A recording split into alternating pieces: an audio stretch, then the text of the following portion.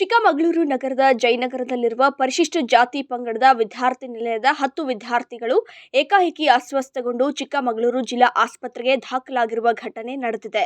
ಹೌದು, ನಗರದ ಜಯನಗರದಲ್ಲಿರುವ ಪರಿಶಿಷ್ಟ ಸಮುದಾಯದ ಹಾಸ್ಟೆಲ್ನಲ್ಲಿರುವ ವಿದ್ಯಾರ್ಥಿನಿಯರಿಗೆ ಹೊಟ್ಟೆ ನೋವು, ತಲೆ ಸುತ್ತು ಮತ್ತು ಉಸಿರಾಟದ ಸಮಸ್ಯೆ ಹಿನ್ನೆಲೆ ದಿಢೀರ್ ಆಸ್ಪತ್ರೆಗೆ ದಾಖಲಾಗಿದ್ದಾರೆ. ಕಾರಣ ಏನೆಂದು ಇನ್ನೂ ತಿಳಿದು ಬಂದಿಲ್ಲ. ಸದ್ಯ 10 ವಿದ್ಯಾರ್ಥಿಗಳು ಗುಣಮುಖವಾಗಿದ್ದು ಯಾವುದೇ ಅನಾಹುತ ಸಂಭವಿಸಿಲ್ಲ.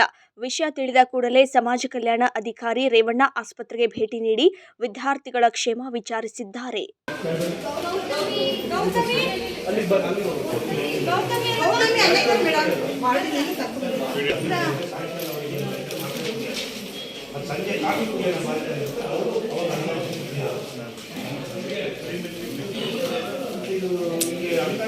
ಹನ್ನೆರಡು 14-15 ವರ್ಷದ ಮಕ್ಕಳು ಇದಕ್ಕಿದ್ದಂಗೆ ಮಾಡಿದೆ ಅನ್ಕಾನ್ಷಿಯಸ್ ಆಗ್ತಾರೆ ಅಂತ ಹೇಳಿದ್ರೆ ಒಬ್ಬರು ನೋಡಿ MNC ಬರಲ್ಲ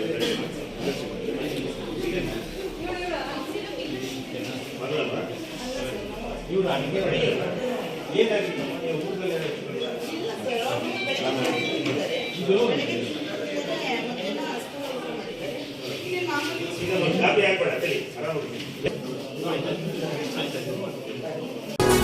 ಸುದ್ದಿ 18 ಸದಾ ನಿಮ್ಮೊಂದಿಗೆ.